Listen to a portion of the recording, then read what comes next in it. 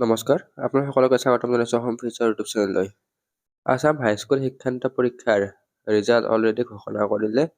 আপোনালোকে হাই secondary first ইয়াৰত কেনেকৈ admission ল'ব, প্ৰচেছ কি, ইয়াৰে ৱেবছাইট কি, ইয়াৰে ওপৰত আলোচনা কৰিম। আপোনালোকে ভিডিঅ'টো স্কিপ নকৰাকৈ সম্পূৰ্ণকৈ চাব।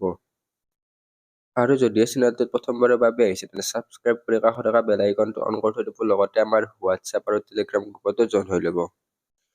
আপোনালোকে আমাৰ ৱেবছাইটৰ eduasamplus.com এই পোষ্টলৈকে আহিব পাৰে। তো ইয়াৰে লিংক ডেছক্ৰিপশ্যনত দিয়া আছে। তো ইয়াতে সকলোবিলাক ডিটেইলছ দিয়াই আছে। তো ইয়াৰে যিটো অনলাইন এপ্লিকেশ্যন আছে সেইটো দৰ্পণ পৰ্টেলৰ থ্ৰুদি হ'ব। তো এইটো ক্লাছ 11ত হায়াৰ ছেকেণ্ডাৰীত এডমিশ্যন লোৱাৰ কাৰণে হয়। তো বৰ্ডখনৰ নাম Assam state school education board, অৰ্থাৎ ASSEB ডিভিজন 2 একাডেমিক ছিজন 2026-27। তো ইয়াৰে এপ্লিকেশ্যন ফৰ্মটো অনলাইনত হ'ব। নেক্সট এডমিশ্যন পৰ্টেলৰ ৱেবছাইটটোৰ নামটো অলৰেডি কৈ দিলোঁ, দৰ্পণ পৰ্টেল।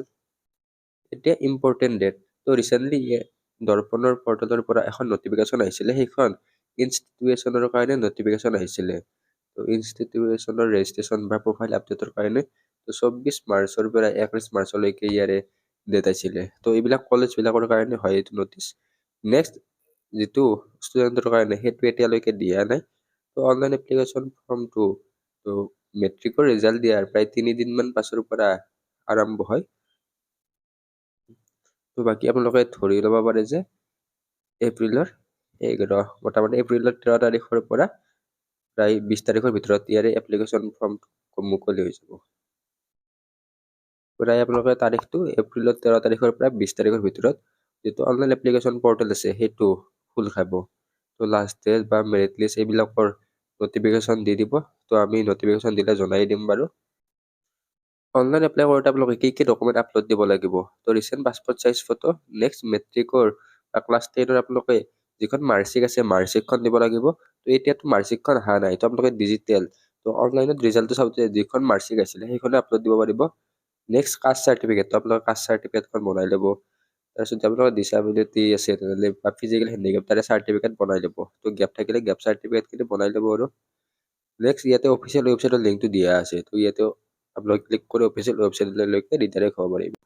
তো লাষ্ট ইয়াৰ 2025ৰ কথা চাবলৈ গ'লে লাষ্ট ইয়াৰ 2025ত ইয়াৰে এপ্লিকেশ্যন ফৰ্মটো মুকলি হৈছিলে 17 এপ্ৰিল তাৰিখে আৰু লাষ্ট ডেট আছিলে 24 এপ্ৰিল তাৰিখে। প্ৰায় এসপ্তাহ সময় দিছে অনলাইন এপ্লাই কৰাৰ কাৰণে লাষ্ট ইয়াৰ। তো এইবাৰো প্ৰায় এপ্ৰিলৰ 13 তাৰিখৰ পৰা 20 তাৰিখৰ ভিতৰত ইয়াৰে এপ্লিকেশ্যন ফৰ্মটো মুকলি হ'ব। এইটোৱে হৈছে অফিচিয়েল ৱেবছাইটটো। ইয়াতে ইম্পৰ্টেণ্ট ডেটছ বা ইম্পৰ্টেণ্ট নটিচত ইয়াৰে নটিফিকেশ্যনখিনি আহি যাব। তো এতিয়া কিহৰ কাৰণে নটিফিকেশ্যন আছে আপোনালোকে চাব পাৰে। Notification regarding institution profile update. তো ইনষ্টিটিউশ্যনৰ কাৰণে এতিয়া নটিফিকেশ্যন আছে। তো নেক্সট ষ্টুডেণ্টৰ কাৰণে ইয়াতে নটিফিকেশ্যনখিনি আহি যাব। নেক্সট AHSEC যিটো ৱেবছাইট আছে সেই ৱেবছাইটতো আপোনালোকে নটিফিকেশ্যন পাই যাব। তো ইয়াতে চাব পাইছে online application form fill up 2026।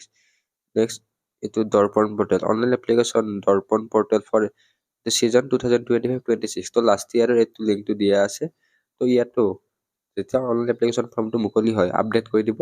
এইবিলাকে দৰ্পণ আৰু AHSEC পৰ্টেলটো চাই দিব পাৰে। লগতে আমাৰ হোৱাটছআপ গ্ৰুপ বা টেলিগ্ৰাম চেনেলত জইন হৈ ল'ব। যেতিয়া ইয়াৰে এপ্লিকেশ্যন ফৰ্মটো মুকলি হয় আমি আপোনালোকক জনাই দিম।